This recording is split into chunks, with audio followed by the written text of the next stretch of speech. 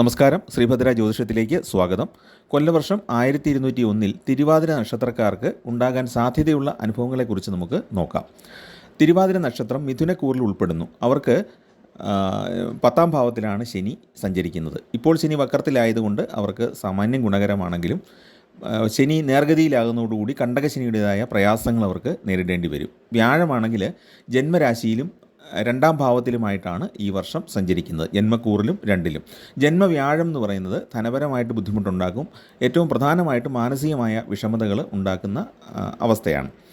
അപ്പോൾ ഇപ്പോഴത്തെ ഒരു പ്രത്യേകത എന്താണെന്ന് വെച്ചാൽ, ഈ ശനി കർമ്മഭാവത്തിലും വ്യാഴം ജന്മത്തിലുമായതുകൊണ്ട് ജോലി സ്ഥലത്ത് ചില പ്രയാസങ്ങൾ അനുഭവപ്പെടും. മേലധികാരികളുടെ അനിഷ്ടം നേരിടേണ്ടി വന്നേക്കാം. അതുപോലെ സഹപ്രവർത്തകരിൽ നിന്ന് നിസ്സഹകരണമോ അല്ലെങ്കിൽ അവരിൽ നിന്ന് ബുദ്ധിമുട്ടുണ്ടാക്കുന്ന പെരുമാറ്റമോ നേരിടേണ്ടി വന്നേക്കാം.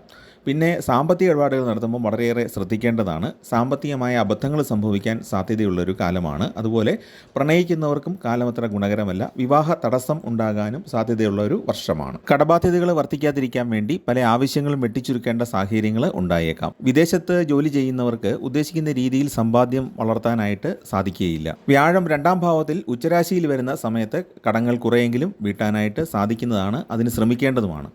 ശനിയുടെ കർമ്മഭാവത്തിലെ സ്ഥിതി സ്ഥാനക്കയറ്റത്തിനും സ്ഥലമാറ്റത്തിനും കാലതാമസം വരുത്തിയേക്കാം. ഭാഗ്യഭാവത്തിലാണ് രാഹു സഞ്ചരിക്കുന്നത് എന്നുള്ളത് അല്പം ഗുണകരമാണ്.